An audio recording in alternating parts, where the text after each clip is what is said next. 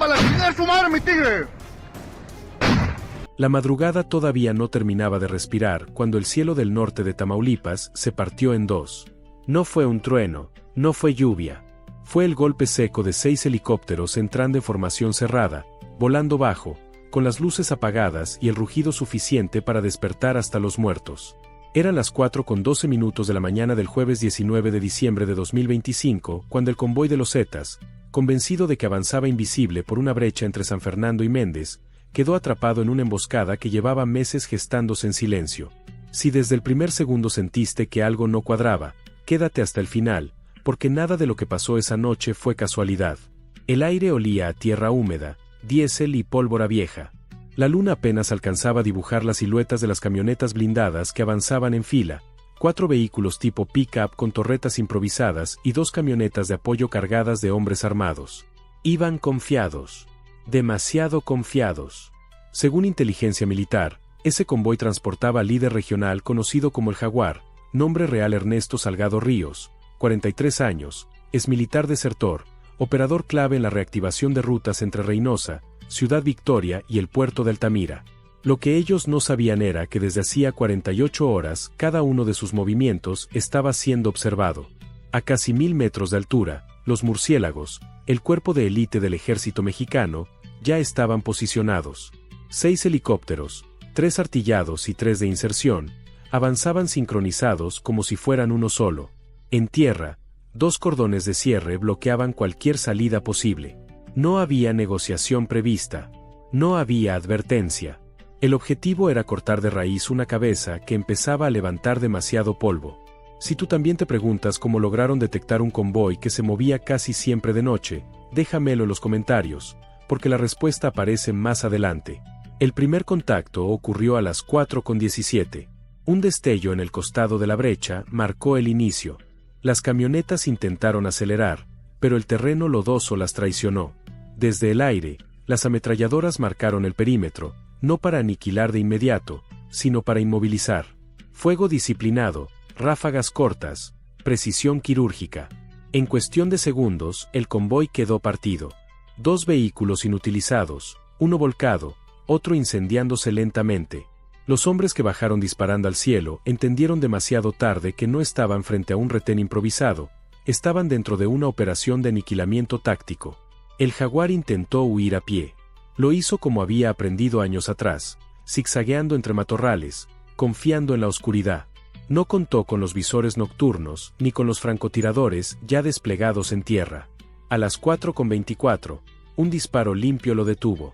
Cayó de rodillas primero, luego de frente, con el arma aún en la mano. 3 impactos confirmados. El líder que había prometido reactivar la vieja escuela de los Zetas quedó inmóvil sobre el lodo, mientras el eco de los helicópteros seguía retumbando como recordatorio de que la noche ya no les pertenecía. El enfrentamiento duró 17 minutos en total. 17 minutos que parecieron una hora para los habitantes de los ejidos cercanos. Perros ladrando sin control, gallinas alborotadas, radios de banda civil encendiéndose con voces nerviosas preguntando qué estaba pasando. Una mujer llamó al 911 llorando, diciendo que el cielo estaba lleno de monstruos. No exageraba. Desde abajo, los helicópteros parecían criaturas negras suspendidas, lanzando fuego y sombras. Cuando el humo comenzó a disiparse, el saldo era claro. 8 agresores abatidos, incluido el Jaguar. 3 detenidos con vida, todos con antecedentes de formación militar. 2 elementos del ejército heridos, uno por esquirla en el muslo, otro con impacto superficial en el hombro. Ninguna baja del lado aéreo. En el lugar se aseguraron 12 armas largas, 2 ametralladoras calibre 50 improvisadas, lanzagranadas, chalecos balísticos con insignias tachadas y más de 100.000 cartuchos útiles. Si no te esperabas un despliegue de este nivel, dale like ahora mismo, porque lo que viene explica por qué se tomó esa decisión. La operación no nació esa noche. Empezó 6 meses antes, cuando inteligencia detectó movimientos inusuales en ranchos abandonados del centro de Tamaulipas. Pequeñas cantidades de droga moviéndose sin ruido, pagos fragmentados, exmilitares reapareciendo con identidades nuevas. Todo apuntaba a una reconfiguración silenciosa. El nombre de Ernesto Salgado Ríos apareció en al menos 7 reportes. No como ejecutor, sino como coordinador. Un líder que no gritaba, que no dejaba mensajes, que no buscaba cámaras. Justo el tipo de perfil que más preocupa. El convoy abatido no llevaba solo armas. En uno de los vehículos se encontró una caja metálica con documentos, mapas y una libreta. 3 columnas escritas a mano, nombres, fechas, montos, pagos programados para los siguientes 30 días en puntos de Nuevo León, Veracruz y San Luis Potosí. Era una agenda de expansión. Ese hallazgo cambió la lectura del operativo. Ya no era solo un golpe táctico, era la interrupción de una fase avanzada. Cuéntame en los comentarios si ya habías escuchado hablar del Jaguar antes de este caso, porque para muchos pasó desapercibido justo por eso. A las 6:40 de la mañana, el informe preliminar ya estaba en Ciudad de México. Omar García Harfuch lo leyó completo, sin levantar la vista, mientras el sol apenas comenzaba a asomarse. No pidió celebraciones. No pidió comunicados largos. Solo autorizó una cosa: activar el cerco secundario. En menos de 2 horas, unidades federales se desplegaron en Reynosa, Matamoros y Ciudad Mante. La orden era clara: ningún movimiento sin revisión, ningún nombre sin seguimiento. Las consecuencias no tardaron. A mediodía aparecieron los primeros bloqueos improvisados en carreteras secundarias. Mensajes pintados a mano en cartulinas hablaban de venganza. Nada organizado, nada masivo. Reacciones viscerales. Eso confirmó lo que inteligencia ya sabía: la estructura no estaba lista para responder. Habían perdido a su eje antes de consolidarse. Y cuando una organización pierde a su cerebro en etapa de crecimiento, lo que sigue es desorden, traición y silencio. En los pueblos cercanos, la gente salió a comprar más temprano. Las tiendas cerraron antes. El miedo se instaló sin pedir permiso. Un campesino de 70 años lo dijo claro frente a una cámara local: cuando vuelan helicópteros así, es porque algo grande cayó, pero siempre nos toca pagar a nosotros la espera. Esa frase resume mucho de lo que se vive en estas regiones. Comparte este video con alguien que necesite entender por qué estas operaciones importan más allá de los titulares. Por la tarde, la Secretaría de Seguridad confirmó oficialmente el abatimiento del líder y el desmantelamiento del convoy. Sin triunfalismos. Sin adjetivos. Harfuch fue directo: el Estado no va a permitir que se reconstruyan estructuras que ya demostraron su capacidad de violencia. No mencionó nombres en exceso. No hizo promesas grandilocuentes.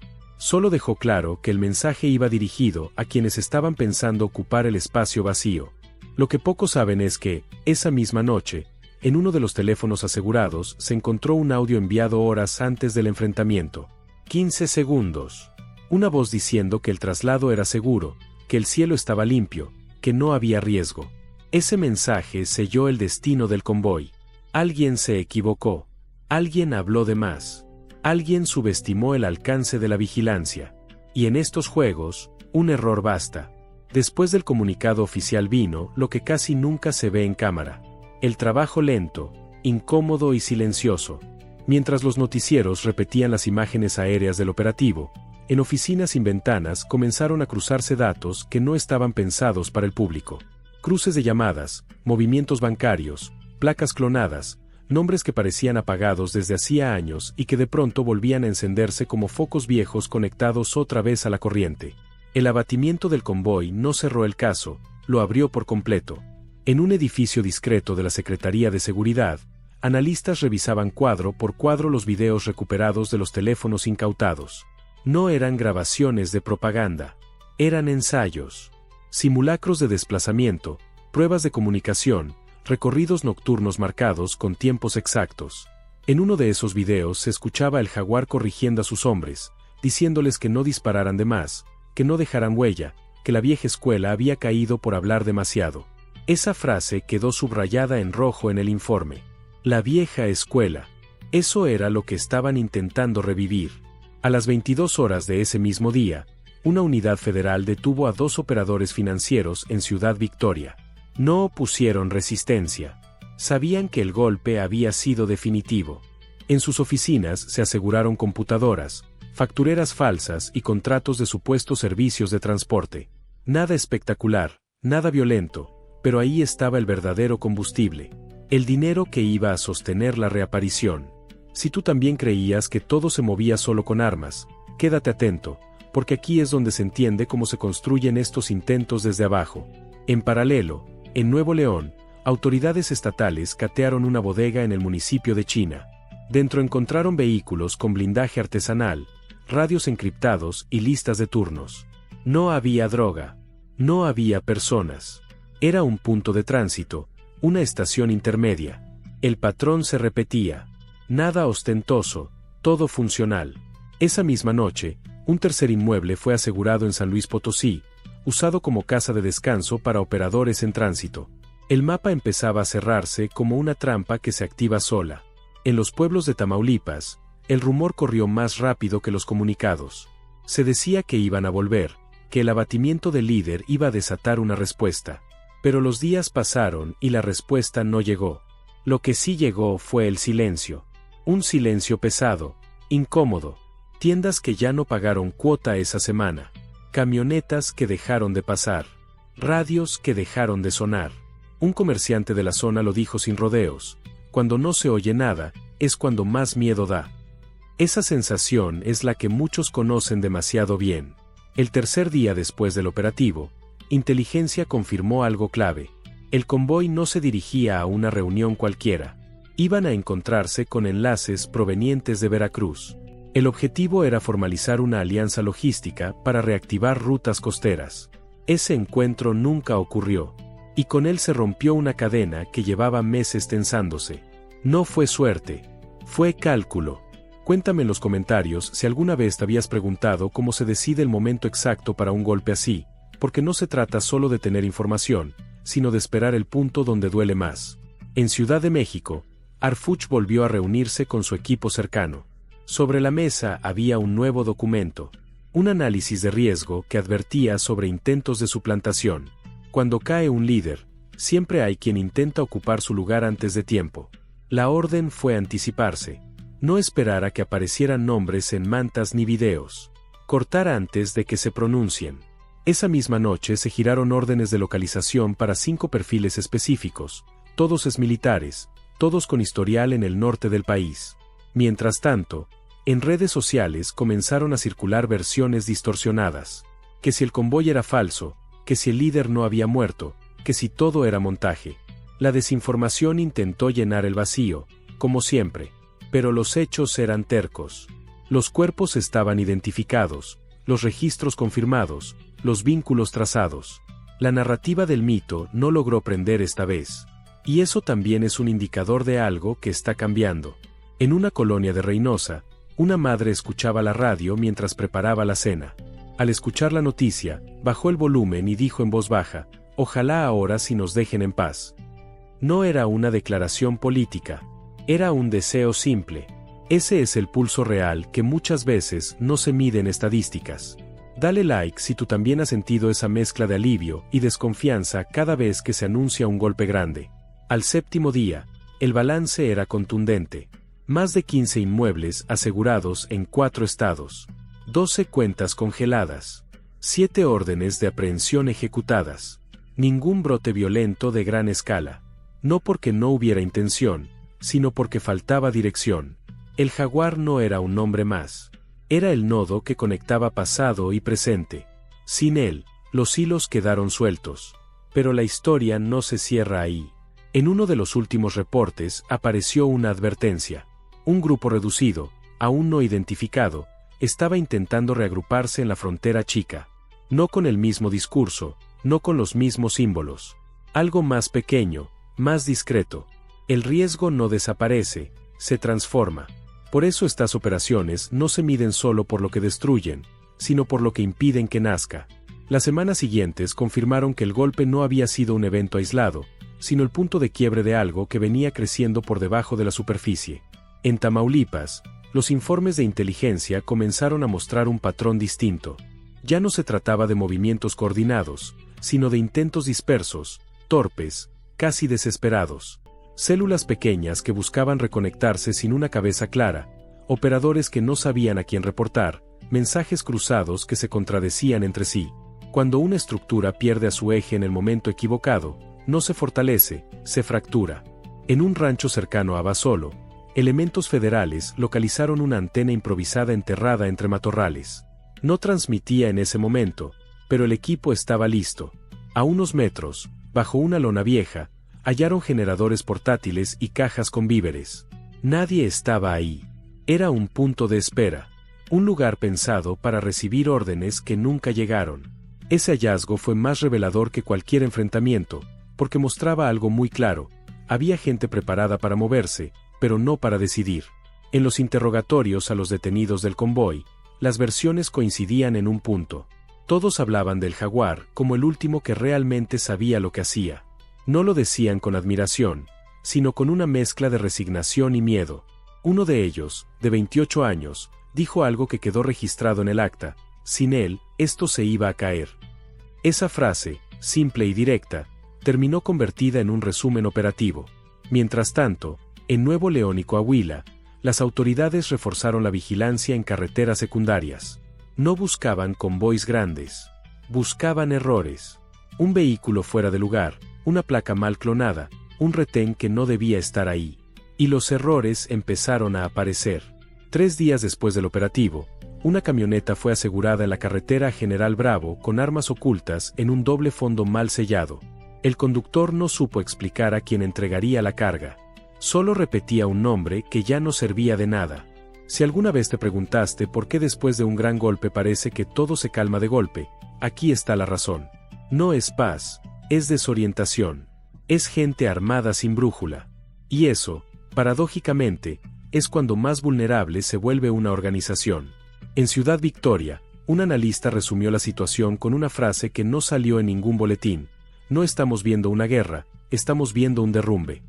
Porque no hubo represalias coordinadas, no hubo comunicados unificados, no hubo una voz que reclamara el liderazgo caído. Solo mensajes aislados, contradictorios, que se apagaban tan rápido como aparecían. Comparte este video con alguien que piense que todo se mueve por venganza automática, porque la realidad es mucho más fría y desordenada. A nivel local, el impacto también se sintió en lo cotidiano. Transportistas que durante años habían cambiado rutas por miedo comenzaron a circular de nuevo por caminos abandonados. No por valentía, sino porque nadie volvió a advertirles. Un chofer lo dijo claro en una entrevista de radio: no es que ya no tenga miedo, es que ya no hay quien mande. Esa ausencia pesa tanto como la presencia.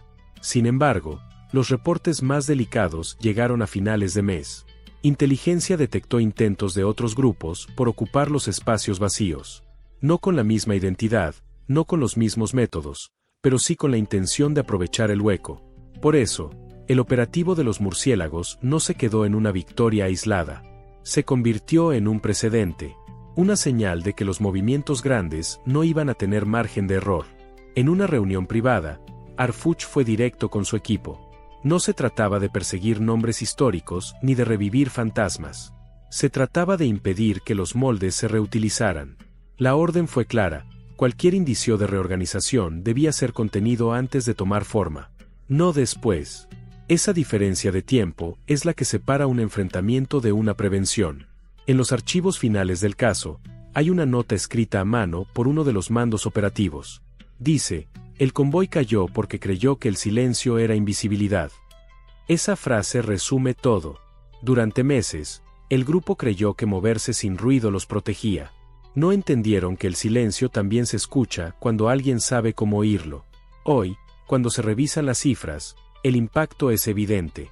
Rutas interrumpidas, enlaces desarticulados, liderazgos frustrados antes de consolidarse. Pero más allá de los números, queda algo más difícil de medir: la percepción. La idea de que incluso los intentos más discretos pueden ser detectados y neutralizados si se repite el mismo patrón de siempre. En Tamaulipas, el cielo volvió a ser solo cielo. Ya no hubo helicópteros esa noche ni la siguiente. Los pueblos siguieron con su rutina, pero con una memoria reciente que no se borra fácil. La memoria de que, por 17 minutos, la noche se llenó de ruido y luego quedó en silencio absoluto. Y ese silencio, esta vez, no fue antesala de algo peor, sino el eco de una estructura que no logró levantarse. Con el paso de los días, la operación comenzó a estudiarse dentro de las propias academias de formación. No como un acto heroico, sino como un caso de análisis. ¿Qué se hizo bien? ¿Qué pudo salir mal y por qué, esta vez, la balanza se inclinó de un solo lado? En los reportes internos se repitió una palabra que rara vez aparece en comunicados públicos: oportunidad. El convoy fue abatido porque se eligió el momento exacto, ni antes ni después. Demasiado temprano y el líder habría escapado, demasiado tarde y la estructura habría terminado de soldarse. En Tamaulipas, los fiscales empezaron a construir carpetas con lo asegurado. No solo armas y vehículos, también documentos, teléfonos, memorias externas. Cada objeto era una pieza. Cada pieza, una ruta posible. En uno de los dispositivos se encontró una lista de números telefónicos sin nombre, solo iniciales. Al cruzarlos con bases de datos, aparecieron coincidencias con antiguos operadores que habían salido de prisión meses atrás. Personas que se suponían fuera del juego. Ese hallazgo encendió otra alerta. No era solo un intento nuevo, era un reciclaje de perfiles conocidos. En colonias de Matamoros y Valle Hermoso, algunos jóvenes comenzaron a recibir mensajes ambiguos. Ofertas de trabajo, promesas de dinero rápido, referencias a una nueva etapa. Nada concreto, nada firme. Eso también fue detectado a tiempo. Programas de prevención se activaron de inmediato en escuelas y centros comunitarios. No como propaganda, sino como contención. Porque cuando una estructura se cae, lo primero que intenta rescatar es mano de obra. Un profesor de secundaria lo dijo sin rodeos en una reunión vecinal: aquí el problema no es solo el que manda, es el que recluta. Esa frase quedó flotando en el aire. Y por primera vez en mucho tiempo, hubo presencia institucional antes de que el daño estuviera hecho. Talleres, pláticas, acompañamiento, pequeñas acciones que no salen en titulares, pero que cortan cadenas invisibles. Mientras tanto, los detenidos comenzaron a declarar. No todos. Algunos optaron por el silencio. Otros hablaron más de la cuenta. De sus testimonios salió un dato inquietante. El convoy abatido no era el único. Había al menos 2 más planeados para las semanas siguientes, en distintos puntos del noreste. No para atacar, sino para exhibirse, mostrar fuerza, enviar el mensaje de que habían vuelto. Esa exhibición nunca ocurrió. Y al no ocurrir, el efecto psicológico se revirtió. En los análisis de riesgo posteriores, se concluyó algo clave. La organización apostó por la velocidad, pero descuidó la profundidad. Se movieron rápido, pero sin red sólida. Y cuando la red no existe, basta un corte preciso para que todo se venga abajo. Esa lección quedó marcada como advertencia para cualquiera que intente repetir la fórmula. En una comunidad rural cercana a Méndez, un hombre mayor observaba el camino donde días antes había pasado el convoy. Miró el polvo, las marcas ya casi borradas, y dijo algo que resume el sentir de muchos: pensaron que nadie los veía. Esa percepción de invisibilidad fue su mayor error, porque en un país cansado de ciclos repetidos, hay ojos que ya aprendieron a mirar distinto. Con el cierre del mes, la Secretaría de Seguridad presentó un balance reservado, no para presumir cifras, sino para ajustar estrategias. El nombre de El Jaguar fue archivado como neutralizado, no como símbolo, sino como advertencia. Un intento más que no prosperó, un molde que no se reutilizó.